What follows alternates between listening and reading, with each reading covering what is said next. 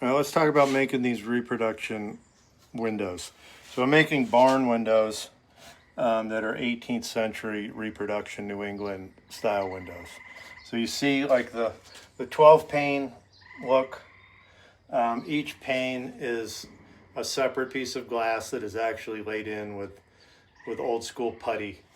The reason why so many panes is because back in the early days of New England, glass was super hard to come by, and if you were able to get it, it was in really small pieces. So that's why you actually get these so many panes of glass in the old New England houses, not because they just liked it like that actually. Also, these things are made in complete mortise and tenon type construction, so you can see like the pegs on there. Everything is pegged together, and actually I don't even use glue on them.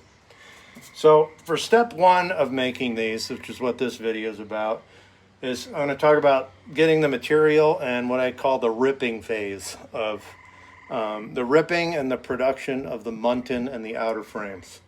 So what I use for material is 5/4 pine for these barn windows.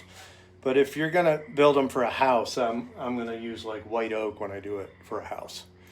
Something that is a lot, pine isn't very good, but for a regular barn window, it's gonna be fine for me. So you need enough thickness here, so when you put the glass in, you have enough room to put the putty decently around the glass. And we'll do puttying on the last step.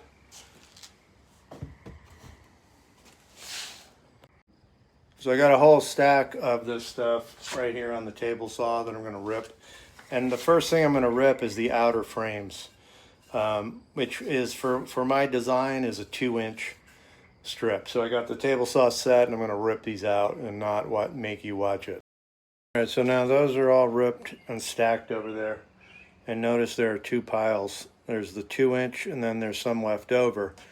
Now, since the muntins on these are actually 1 1/4 inches thick, which seems insane, but I'm going to now rip those out of the smaller stuff.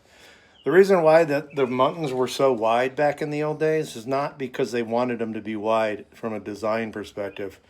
It was that if you're planing these out by hand, trying to do it on smaller stuff is really difficult. You can't hold on to it. You can't plane it. It's too light. It goes all over the place. So these bigger muntin are there because they're easier to work with by hand.